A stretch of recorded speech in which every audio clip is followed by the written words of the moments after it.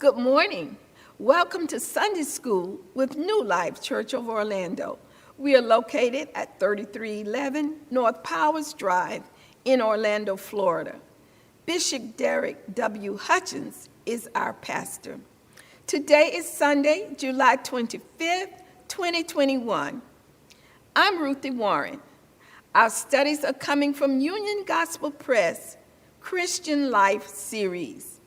And our studies this quarter, we're speaking of people of valor, courage under threat. And so on this morning, the subject of our lesson, Esther goes before the king. We're coming from the book of Esther, chapter 4, verses 6 through 17, and chapter 5, 1 and 2. Esther goes before the king. When we look at the book of Esther, we see an example of a state-sponsored genocide that thankfully didn't come about. Why? Because of the bravery and the faith of two individuals, a diabolical plan that didn't come to fruition. This was in the Persian Empire. The time, 474 BC, and again it's in the Persian Empire, in the place of Shushan. Can you say that? Shushan, S-H-U-S-H-A-N. Okay, so our character for today's lesson is Esther, Mordecai, Haman, and Hathach. A genocide attempt that never came to pass because of Mordecai's bringing it to light. Esther was a young Jewish woman living in Shushan, one of the royal cities of the Persian Empire. She had been raised or reared by her older cousin Mordecai and was providentially elevated to become the second queen to King Ahasuerus. Can you imagine? A Jewish beauty, if you will, becoming king. Our lesson is coming from chapter 4, verses 6 through 17, and chapter 5, 1 through 2. So let's bring you up to date. We're starting our lesson in chapter 4. In chapter 1, the third year of the reign of Ahasuerus, King Ahasuerus, made a feast, and there was much gaiety and drinking. You know the story. Queen Vashti did not comply with the king's summons to appear before the feast. Ultimately, she was deposed. Chapter 2, after the time of purification of the young virgins who were brought before the king selected his second queen. The king loved Esther above all the women, and she obtained favor, grace at the king's sight. The king loved her more than all the others. Chapter 3, the conspiracy. Mordecai would not bow down to Haman. Haman had been elevated to a high position, and it was decreed that the servants would bow to him. Mordecai refused. Why? Because Mordecai was a Jew, and he would not bow to any man. Haman became furious and conspired to get rid of Mordecai, and upon learning that he was a Jew, he was going to plan a strategy to genocide the Jewish race that were living in the Persian Empire. Okay, so now we're up to our lesson. Let's begin our lesson. Mordecai rinsed his clothes and put on sackcloth with ashes and went out in the city before the king's gate and cried with a loud cry. Throughout the province, the Jews among the Jews was fasting. All of the Jews were fasting, weeping, wailing, sackcloth and ashes.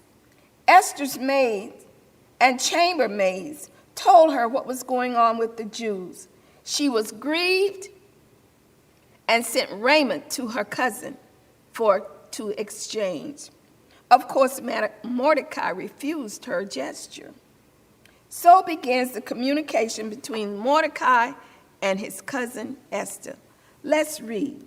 We have 3 outlines. Learning of a deadly threat. Outline number 2, wrestling with personal responsibility.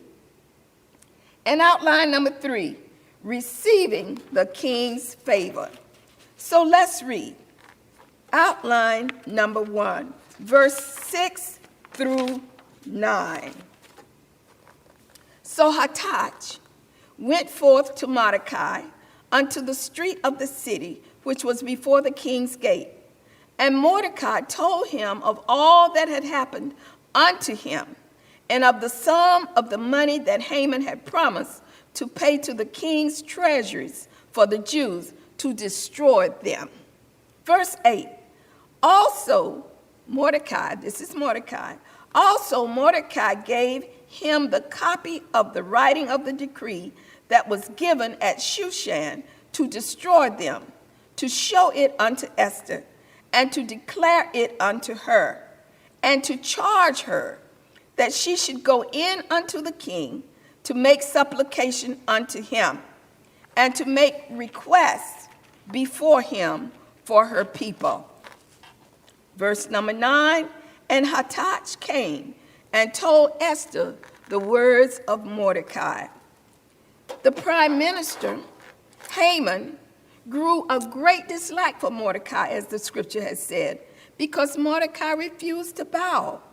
When he learned that Mordecai was a Jew, he took vengeance on Mordecai, and not only so, but on the Jewish people who were living in that province.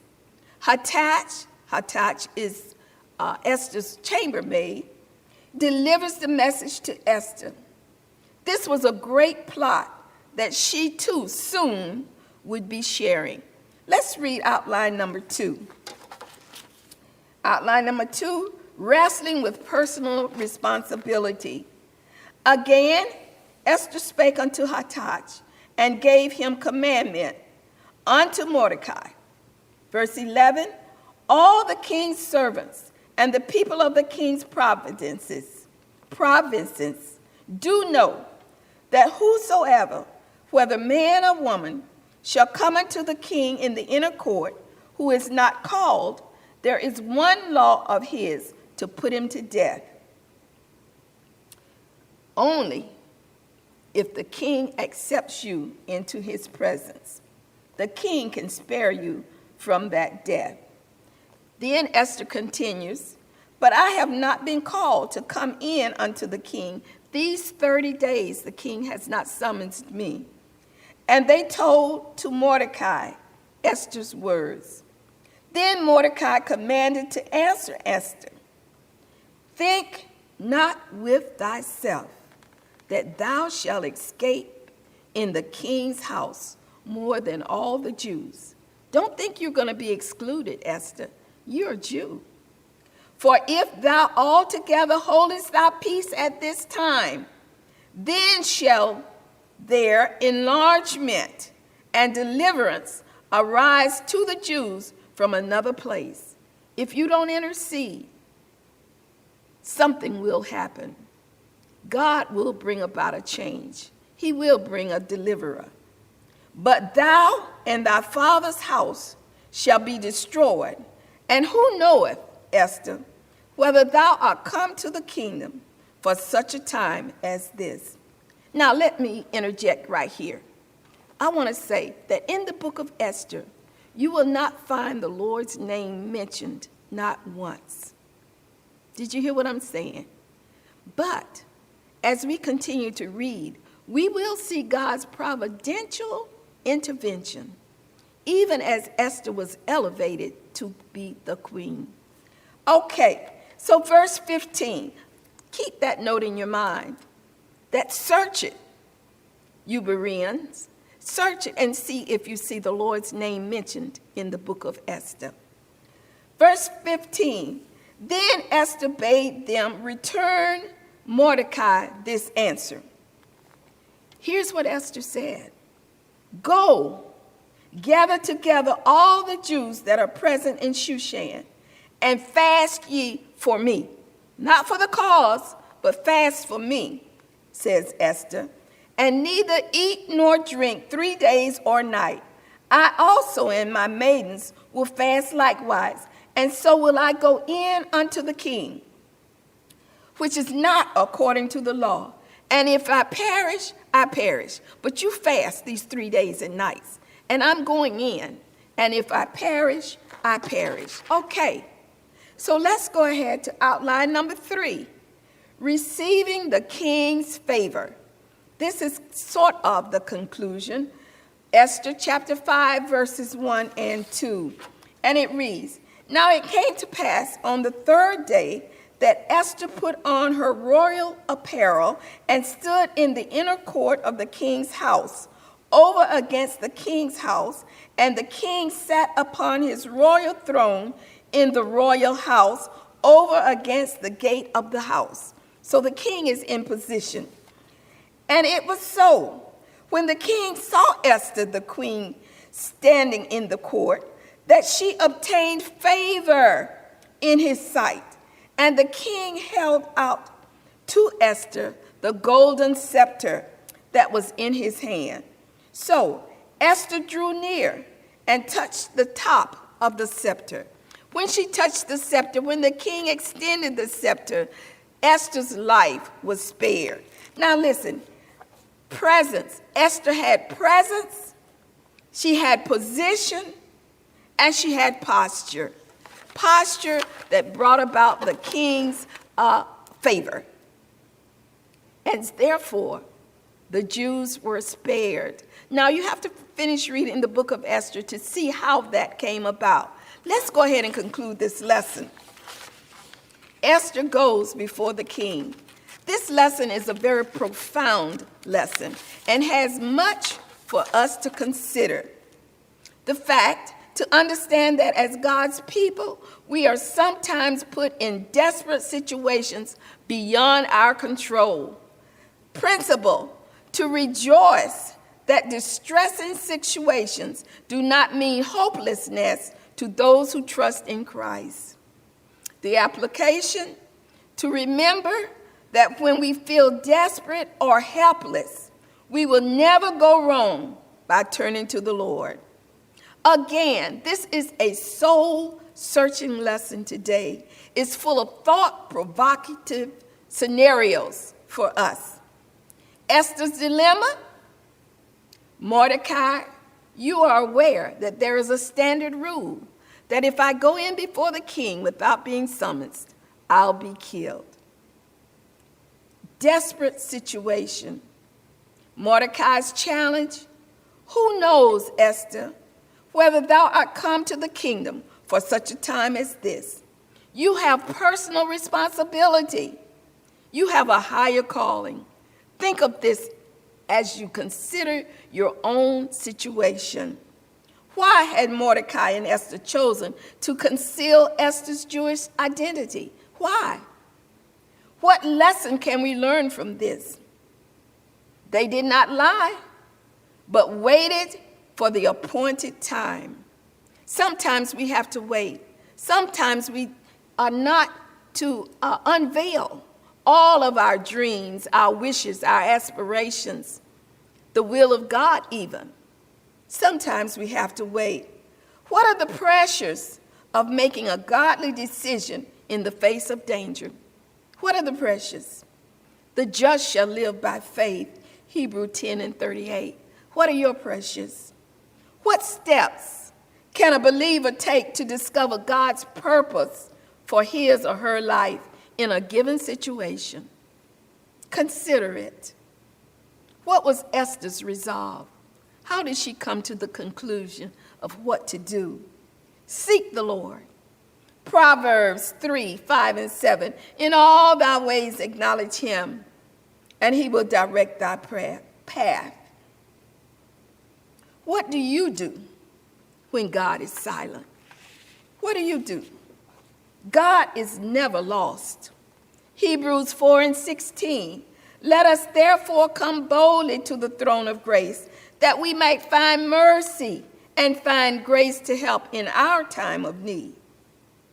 What did Job do? I like this. If I could only find you, that's what Job said. Lord, if I could only find you. And then he said he would put strength in me. Job. But listen at the conclusion, Job 23:10. But he knows the way that I take. And when he has tested me and tried me, I shall come forth as gold. What do you do when God is silent?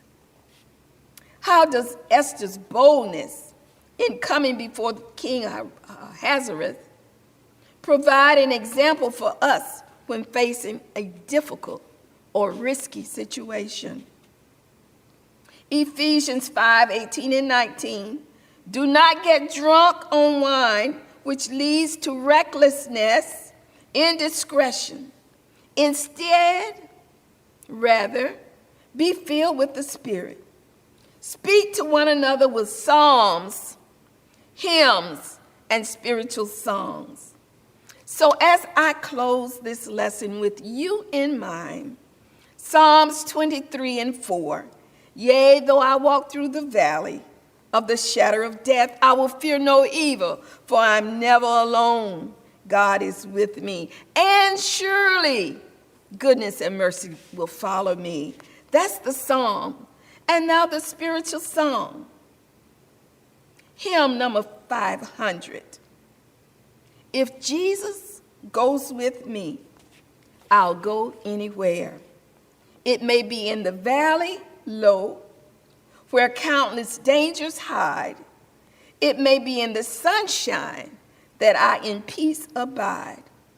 But this one thing I know, if Jesus is with me, I'll go anywhere.